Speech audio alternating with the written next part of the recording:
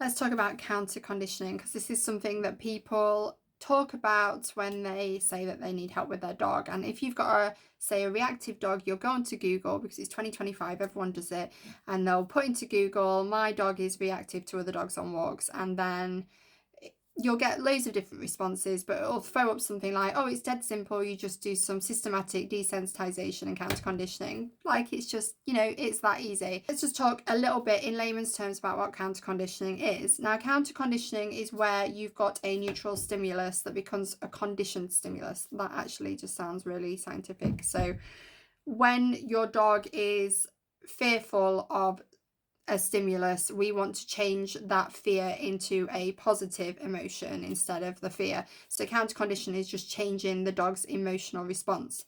You'll just see these lots of different trainers out there with lots of different advice, and essentially we do what is science backed, what is proven to work. So I'm going to talk through some research with you, because I'm sick of these balance trainers being given airtime when science contradicts precisely what it is that they do. And I'm here just for the logic. I'm all about logic and ethics. So I was always going to gravitate towards ethical anyway, but when it's backed by science, you can't argue that. So I'm going to talk through some research with you that shows that aversive methods do not work.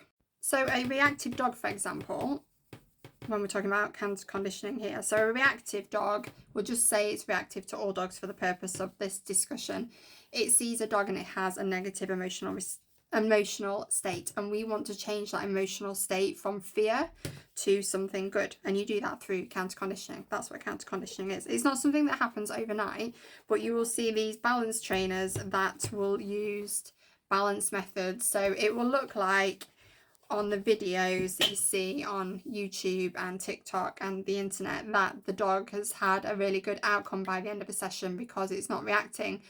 That emotion hasn't been changed. The dog is fearful still of other dogs, and in fact it's even more terrified, because all you've done is reaffirm to the dog that they were right to be scared, because now when they see a dog and they feel fear, they're also getting socked in the neck with basically a noose. So you see a lot of these things happen, and then people are like, my God, this is magic, this is wonderful, look at the dog at the end of it, when there's so many signs that the dog is in deep, deep distress and in a state of learned helplessness, which is the most traumatic state to be in. And if you could experience what learned helplessness felt like, you would have to be a prisoner held against your will in fear for your life for you to even remotely understand what the dog's going through. So if you could just for a moment think through the eyes of a dog rather than through a human lens, because you're just looking at what you see in front of you and not understanding what that dog's going through, because they don't have the ability to verbalize what they're going through. So I'm very, very against using slip leads and choke collars and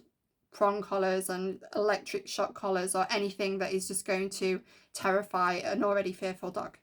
I feel very, very strongly about it, and we see so many trainers getting praise or recognition for turning a dog around in one session when the dog's not been turned around at all. The dog's fear's still there, it's just been multiplied, it's been pushed down, and you will find that if it hasn't been able to come to you with its fear, it's not been able to communicate to you that it's that fearful, it's going to internalize all of these emotions, and at some point, like with a person with, say, mental health issues that is being silenced repeatedly, like a victim, if you're not helping the dog overcome their fear and you are using aversive methods to silence the dog, the fear's still there, the dog's still sitting on these feelings, it's still very fearful, and you've just become a source of fear as well, because you are choking the dog into compliance. And I can't tell you how strongly I feel about this, because I get so many people that will message me and say they want their dog sorting out, and they want it sorting out in 1 or 2 sessions, and they've seen that it can be done on the internet. It can be done, but at what cost to the dog? And essentially, at some point, you're going to come unstuck because you haven't addressed the fear. It's still there. Get off my soapbox with it, but at the end of the day, if you knew how to do it, you wouldn't be coming to a trainer. So don't come to me and ask my advice and then say that you don't agree with the way that I do it. So I also want to point out, even if you cannot be consistent with counter conditioning, because it is about consistency if you want to see results, Even if you only do it ad hoc, you are going to see an improvement. You are going to see an improvement. So I really want to emphasize that about not being too hard on yourself. I am not here to berate you. I'm just here to say this is the way we do it. This is logic, this is science, and this is the way we do it. But we're not here to judge you. I just don't work with people that do want to use methods that are unethical. So the research I'm going to quote is Protopopova, I don't even know if I've said that right, and Wynne at 2015. So they looked at dogs in a shelter that were all reactive to people walking through the shelter, and there was 3 corridors. There was corridor 1. My pen is rubbish. I can't even see it. Corridor 1, corridor 2, corridor 3. So all shelter dogs. The dogs are all in corridors, 3 different corridors, all in shelters, all reactive when people walk through the corridors. Corridor 1, they said, we're going to feed the dogs, so provide a positive outcome regardless of what the dogs are doing. So these dogs in corridor 1, regardless of what they're doing, whether they're barking, lunging, looking fearful, we're still going to give them some food. Corridor 2, they said, I'm going to walk down the corridor and I'm not going to reward those dogs if they're doing, those things, they're barking, lunging. I'm going to reward the dogs if they're doing specific things. So they're looking calm, they're looking settled. So the comparison between those two is we're rewarding corridor 1 even when they're overtly showing fear. So they're still lunging, barking, jumping. Corridor 2, we're not rewarding them when they're showing those things. Now corridor 3, they're not feeding them at all. They're just walking up and down the corridor. So what they found is the decrease in the undesirable behaviour in corridor 1 and corridor 2 happened pretty much equally. So the lunging, the barking, it decreased pretty much equally in corridor 1 and 2. So those dogs being fed, no matter what behaviour they're showing, they saw the same level of improvement as those dogs that were just being fed for specific desirable behaviours. So the counter conditioning still worked. It didn't make the fear worse.